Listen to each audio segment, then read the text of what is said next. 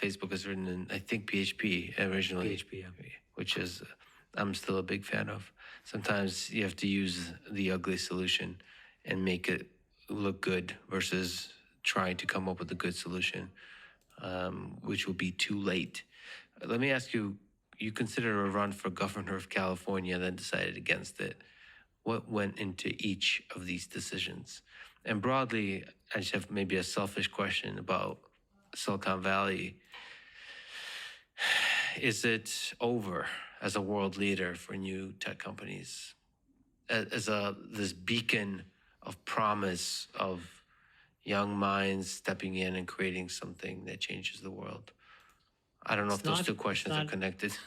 So it's not over, but I think it's definitely, we're in a challenging moment because,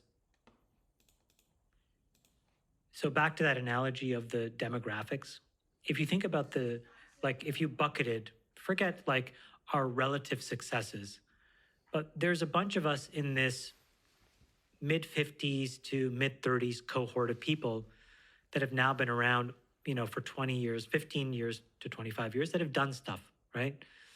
From Andreessen to Zuck to Jack Dorsey, et cetera, Elon, whatever. Maybe you throw me in the mix, David Sachs, whatever, okay?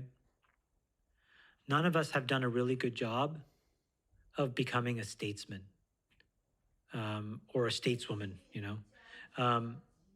and really showing a broad empathy and awareness for the broader systems. So if Silicon Valley is to survive as a system, we need to know that we've transitioned from move fast and break things to get to the right answer and take your time if that's what it means. And so we have to be a participant of the system. And I believe that.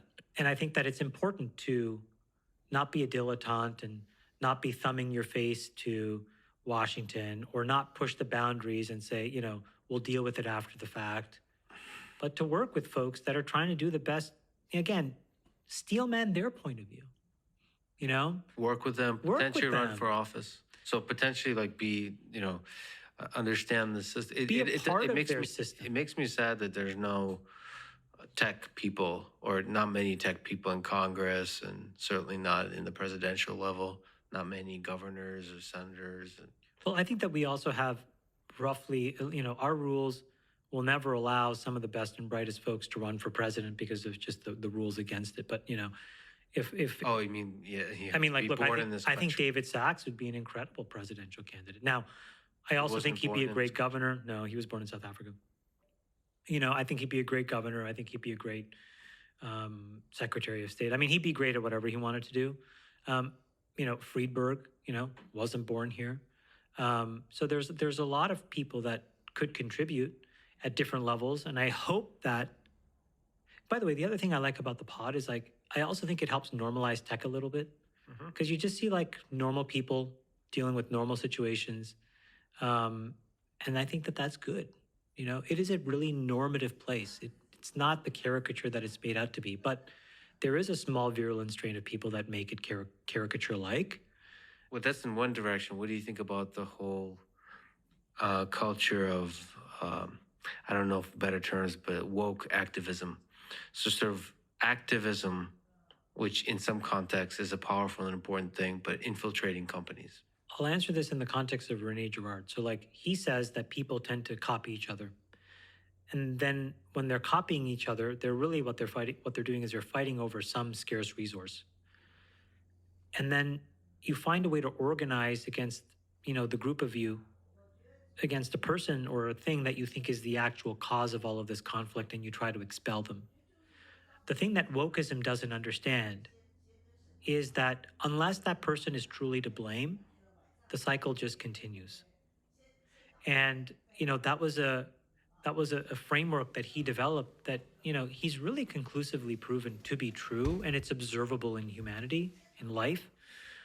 So these movements, I think, the extreme left and the extreme right, are trying to interpret a way to allow people to compete for some scarce resource.